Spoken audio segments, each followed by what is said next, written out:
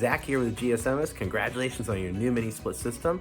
Let's dive right into the understandings of your new remote controller. Your new Mitsubishi remote. To get started, we'll go ahead and turn on the power button. When the cover is fully shut, you'll see you've got the 3 quick buttons, so our power on and off, and then to quickly adjust the temperature. So go ahead and slide open this first section of buttons. So we'll start with our mode. So the mode is controlled up here. So we've got cool for air conditioning. Dry mode is perfect when it's those sticky, muggy days that you not necessarily need to cool a space, but rather you just want to remove the humidity from the air. Dry mode's perfect for that. We do recommend that you don't leave it in dry mode for an extended period of time. Next is heat, and that's for heating. And then we've got our fan, which is just as it sounds. We are not going to heat nor cool the air, rather be able to circulate the air throughout the space. Then auto mode will switch automatically between heating and cooling. This is the only auto mode that we do not recommend, as if you have a multi-zone system, we don't want one indoor head to try to be heating while another's trying to cool. This area here are the main buttons that you're going to be concerned about. So we've got our fan, which is displayed right here. So you'll see this little symbol is Mitsubishi's way of saying auto mode. So this currently, the fan is in auto, which is what we recommend. Reason being is depending on what you set the temperature for and what the space feels, the device is automatically going to tell the fan what to do. It knows it's best. But if you wanted to go ahead and dictate yourself, you can just continue to click the fan button. You'll see that little human with the ear is silent mode, and then we can increase our ratings for fan. So I'll leave it back in auto. One thing to note, whenever you do or change a command, you're going to want to make sure you're pointing this remote towards your indoor head and that you're going to hear that audible beep to confirm that the indoor head received the command that you sent. Next, we'll start with our L and R vanes. So these are the louvers that go up and down, and on your FS Series heads, you can actually control the right side versus the left side. So you can see in this setting right here, again, there's that little auto mode.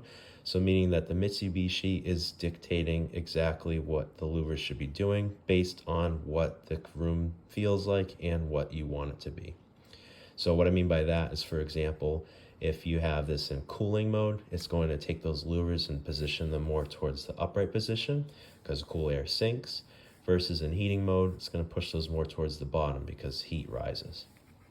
So again, we can leave it in the auto mode, which is what we recommend for the left and the right. But if I want, I can come in here and manually adjust. So here, I can set the exact position I want. Or if I go like this and you see the louvers with the little arrows, that means that they're just going to consistently oscillate up and down, up and down. And again, I can dictate the left from the right independently as I wish.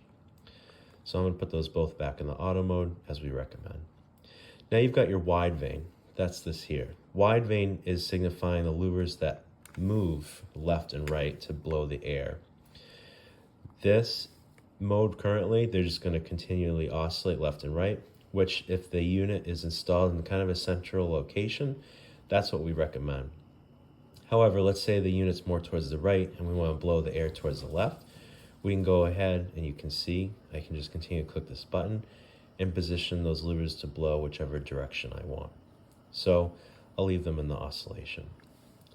Indirect and direct is a cool feature. It uses that 3D IC sensor that's in the bottom right of your indoor head.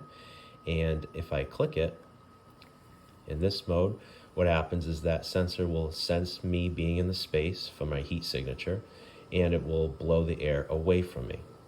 If I click it again, now you'll see it's positioned towards the little human. So now it's going to find me in the room and blow the air towards me. So that's a really cool feature to be able to use. The only comment to make is 3D IC sensor must be activated in order for this feature to work. If I click it one more time, you'll see it goes away and it reverts back to my wide vane setting that I set. To know if your 3D IC sensor is activated, it's actually this little icon right here. And to turn that on, if we pull this remote cover all the way down, you'll need a little tiny pencil or some sort of device, but we'll push in that little button and that'll either turn the sensor on or off. So those are the main features that you're going to be focused on. These other features I'll go over. They're nice to utilize once in a while, but again, these systems operate the best with a set it and forget it mentality, meaning pick your temperature that you want and let the system do its thing. You don't want to be shutting these off when you go to work and then coming home and turning them on, because the recovery that it's going to take to get back to temperature kind of defeats the purpose of the variable speed technology that you invested in. If you do want to use these buttons, Econo-Cool just adjusts your temperature versus what output will be to increase efficiency. Powerful mode, this is a good feature. Let's say you had the system off and you went on an extended vacation or a trip, and you come back home and it's really warm in the space. You can turn the system on and click powerful, and it will maximize the output of the system for about 15 minutes to take off that edge. Smart Set, you can pick your favorite settings and then it will revert back to them. And the natural flow, if you click that, it'll help take away more of that fan effect of the mini split and try to mimic the natural breeze airflow. Timer, think of like an old school TV where you could set a timer for the system to come on or off in X amount of minutes. Then if we pull this all the way down, we can get into crazy weekly timing schedules. Again, really don't recommend messing around with these settings unless you really want to. The system, again, is set it and forget it. That'll be its best bet. There's that 3D eye sensor. Then you can adjust your clock. And then if you pull this tab all the way down, your two batteries are stored right here.